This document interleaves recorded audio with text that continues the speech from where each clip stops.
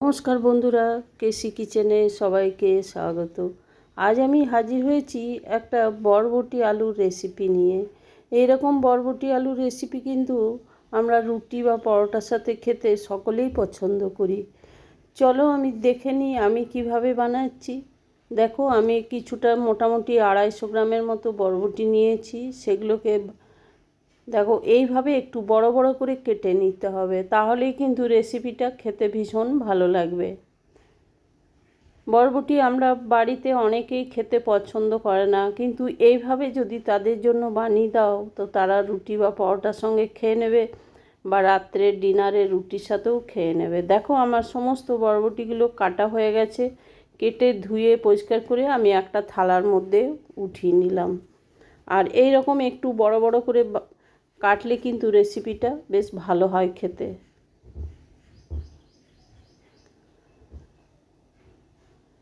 এরপরে দেখো, এইদিকে একটা কড়াই চড়িয়ে রেখেছি আমি। কড়াইটা গরম হয়ে গেছে। এবার কড়াইয়ের মধ্যে কিছুটা আমি জলও দিয়ে দিয়েছি। জলটাও গরম হয়ে গেছে। এবারে আমি 1/2 চামচের মতো নুন দিয়ে দিলাম।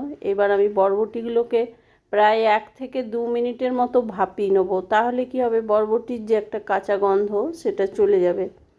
দেখো, আমার ফুটে গেছে। ফুটে যাওয়ার পরে আমি এগুলোকে সমস্ত ছেঁকে ছেঁকে, দেখো ঠান্ডা জল, আমি খুব ফ্রিজের ঠান্ডা জলের মধ্যে এগুলোকে তুলে নেবো। তাহলে কি হবে, বরবটির যে সবুজ রঙটা একদম ঠিক থাকে।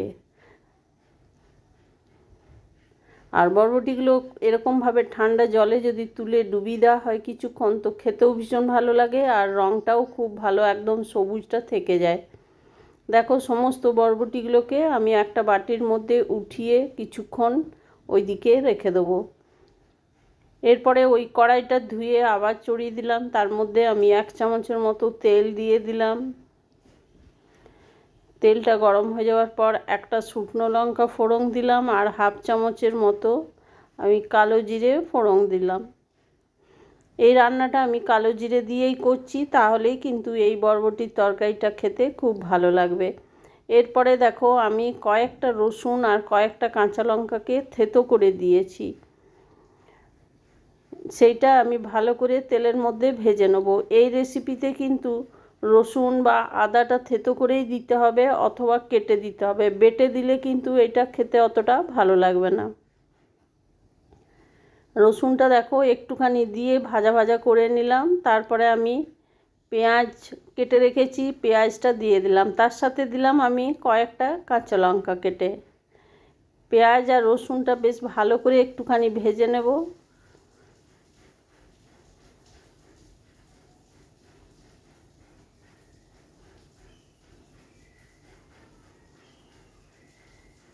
তোমরা তো বরবটির তরকারি অনেকে অনেক রকমভাবে বানিয়ে থাকো বা খেয়ে থাকো। এইভাবে একদিন বানিয়ে দেখো, খেতে ভীষণভাবে ভালো লাগবে। আর যে কোনো সাধারণ তরকারি আমরা ঘুরিয়ে ফিরিয়ে বানালে কিন্তু খেতে খুব ভালো লাগে।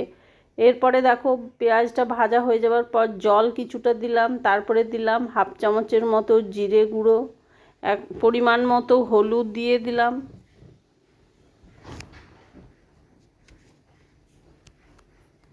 আর 1/2 চামচের মতো দিলাম ধনে গুঁড়ো।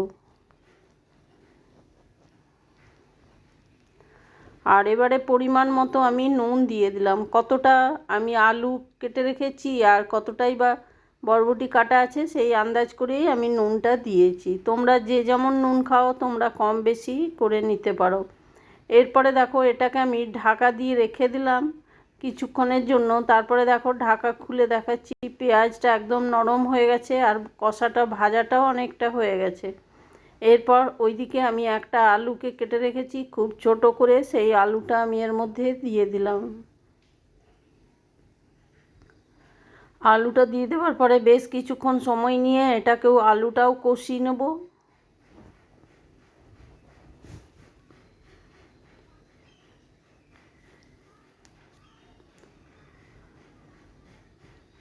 এরপরে দেখো, একটা টমেটোকে ওইদিকে ছোট করে কেটে রেখেছি, সেই টমেটোটাও দিয়ে দিলাম। টমেটো, এটা এই তরকারিতে টমেটো কিন্তু দিলে খুব ভালো লাগে খেতে। টমেটো থাকলে অতি অবশ্যই টমেটোটা দিও। টমেটোটা দিয়ে দেওয়ার পর একটু নেড়ে চেড়ে নিলাম। তারপরে দেখো ঢাকা দিয়ে বেশ কিছুক্ষণ রেখে দিলাম। ঢাকা দিয়ে রেখে দেওয়ার জন্য পেঁয়াজ বা টমেটো দেখো সব নরম হয়ে গেছে।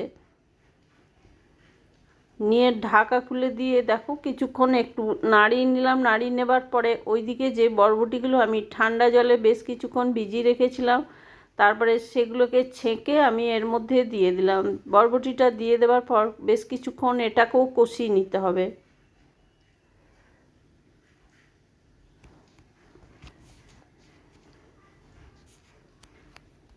দেখো এটাকে কিন্তু সমানে ভালো করে কষিয়ে নিতে হবে, তাহলেই কিন্তু খেতে খুব ভালো লাগবে। এরপরে দেখো আমি এটাকে কষিয়ে নেবার পর ঢাকা দিয়ে দিলাম। দেখো বরবটির ঢাকা খুলে দেখাচ্ছি, বরবটির থেকে অনেকটা জল বেরিয়েছে। যেহেতু বরবটিটা ভীষণ নরম বা কচি, তরকারিটা একটু উল্টে পাল্টে নিয়ে একটু জলটা শুকিয়ে নিলাম। দেখো জলটা একদম শুকিয়ে গেছে। তাহলে এই তরকারিটা কিন্তু একটু বেশ ঝাড়া ঝাড়া মাখা মাখা হলে তবেই কিন্তু খেতে ভীষণ ভালো লাগে। তরকারিটা আমার হয়ে গেছে। হয়ে যাওয়ার নামাবার ঠিক আগে দেখো আমি হাফ চামচের মতো সবজি মশলা এটাতে ছড়িয়ে দিলাম। সবজি মশলা দিলে কিন্তু বরবটির তরকারির স্বাদ দ্বিগুণ হয়ে যায়, খেতে অসম্ভব ভালো লাগে।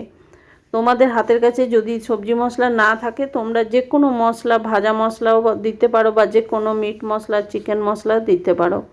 দেখো মশলাটা একটু নেড়ে চেড়ে নিলাম। তারপরে দেখো গ্যাসটা বন্ধ করে দিলাম। গ্যাসটা বন্ধ করে দেওয়ার পর ঢাকা দিয়ে বেশ কিছুক্ষণ স্ট্যান্ডিং টাইমে রেখে দিলাম।